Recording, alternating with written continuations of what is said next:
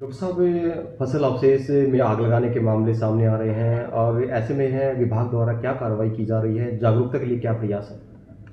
Sir, जैसा आपको पता है कि कृषि विभाग की टीम जिला प्रशासन के मार्गदर्शन में लगातार फील्ड में है। जिला स्तर पर, ग्राम स्तर पर, ब्लॉक स्तर पर जो भी कमेटी बनाई गई है वो कमेटी सुबह 9 बजे से लेकर शाम को 7 बजे तक किसानों के साथ फील्ड में मौजूद रहती है और जहाँ जहाँ हमारी फसल की कटाई हो रही है वहाँ किसानों से रूबरू होके फसल अवशेष जलाने के जो भी नुकसान है उसको विस्तार से बताया जा रहा है। कैंपों के माध्यम से, स्कूलों के माध्यम से विद्यार्थियों को भी जागरूक किया जा रहा है ताकि वो विद्यार्थी घर जाके अपने परिजनों को समझा सकें कि इस बार हमने फसल अवशेष प्रबंधन करना है, ना कि जलाना है। आरसेक द्वारा इस बार सोनीपत ज़िले के लिए 47 लोकेशन ट्रेस की गई है, जिसमें से एग्रीकल्चर फील्ड पे सिर्फ 15 लोकेशन पाई गई है। बाकी 32 लोकेशन पे कोई भी आगजनी की घटना नहीं पाई गई।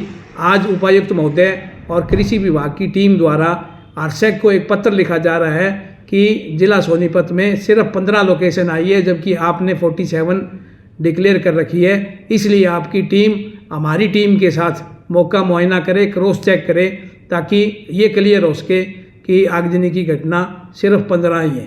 सर, फिजिकली भी कुछ केसेस सामने आए हैं। टोटल कितने मामले हो गए हैं फिजिकली जो अन्य सोर्स से प्राप्त होते हैं? दूसरे सोर्स से लगभग 17 के आसपास दूसरे सोर्स से हैं, जिन पे टोटल अभी तक 77,500 की पेनल्टी हमने लगा दी और 6 किसानों पर FIR दर्ज भी की गई है।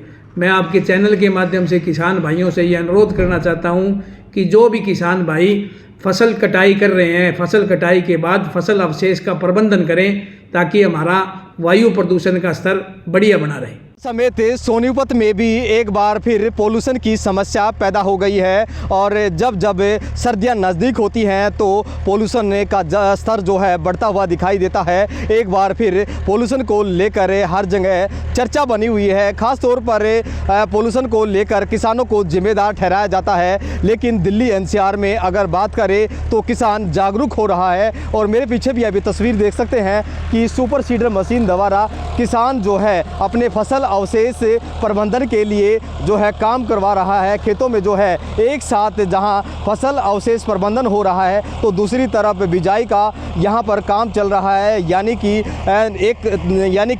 किसान के लिए 2 काम एक साथ हो रहे हैं। जहां एक तरफ बिजाई के लिए समय बच रहा है तो दूसरा फसल अवशेष प्रबंधन के लिए भी उसके लिए समय की बचत हो रही है। लेकिन जिस प्रकार से बात करें तो इन दिनों में लगातार प्रदूषण की समस्या देखने को मिलती है और सोनीपत में एयर क्वालिटी इंडेक्स 181 के आसपास है। हालांकि अब आने वाले दिनों में लगातार एयर क्वालिटी इंडेक्स में इजाफा होने की उम्मीद मानी जाती है। और जिस प्रकार से बात करें तो दिल्ली NCR से सटा हुआ सोनीपत है और यहाँ पर जिस प्रकार से प्रतिदिन जो है इंडस्ट्री एरिया में भी जमकर जो है अपशिष्ट पदार्थों में आग लगाई जाती है। केवल किसान इसके लिए जिम्मेदार नहीं है, लेकिन इंडस्ट्री एरिया में जिस प्रकार से प्रतिदिन आगजनी होती है, अपशिष्ट पदार्थों में आग लगाई जाती है, कहीं ना कहीं उन पर कार्रवाई नहीं होती। जहां एक तरफ सोनीपत में 30 किसानों पर लगभग 77,500 रुपये का जुर्माना अब फसल अवशेष में आग लगाने को लेकर लगाया गया है, तो वहीं दूसरी तरफ जो इंडस्ट्री एरिया में आग लगती है वहां कहीं ना कहीं जुर्माना राशि